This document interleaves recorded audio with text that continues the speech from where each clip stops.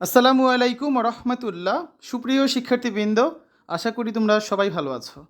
এই ভিডিওটা তৈরি করছি পলিটেকনিকের শিক্ষার্থীদের জন্য।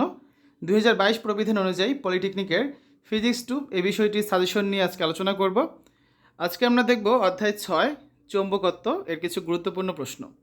তো প্রথমে অতি সংক্ষিপ্ত প্রশ্নগুলো দেখা যাক। 1. দায়াচৌম্বক পদার্থ কাকে বলে? 2. প্যারাচৌম্বক পদার্থ কাকে বলে? 3. ফেরোচৌম্বক পদার্থ কাকে বলে? 4. বিনতি কাকে বলে? 5. কুড়ি তাপমাত্রা কাকে বলে? 6. বিচ্যুতির সংজ্ঞা দাও। এই 6টা হচ্ছে 2 স্টার দেওয়া প্রশ্ন। 1 স্টার দেওয়া প্রশ্নগুলো হচ্ছে 7. ঢাকার বিনতি 31 ডিগ্রি নর্থ বলতে কী বোঝায়? 8. ঢাকার বিচ্যুতি হাফ ডিগ্রি পূর্ব বলতে কী বোঝায়? 9. চৌম্বক প্রবেশ্যতা কাকে বলে? 10.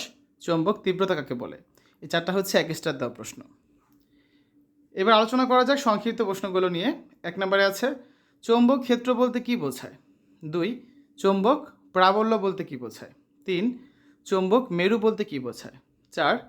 পৃথিবীর চৌম্বকত্ব ব্যাখ্যা করো। আর 5 নাম্বারটা হচ্ছে পৃথিবীর চৌম্বক উপাদানগুলো কী কী? এই 5টা হচ্ছে 2 স্টার দেওয়া প্রশ্ন। আর 1 স্টার দেওয়া প্রশ্নগুলো হচ্ছে 6. হিস্টেরিসিসের ভৌত তাৎপর্য ব্যাখ্যা করো। 7.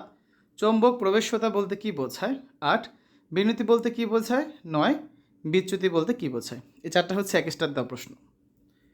এবার দেখবো আমরা রচনামূলক প্রশ্নগুলো।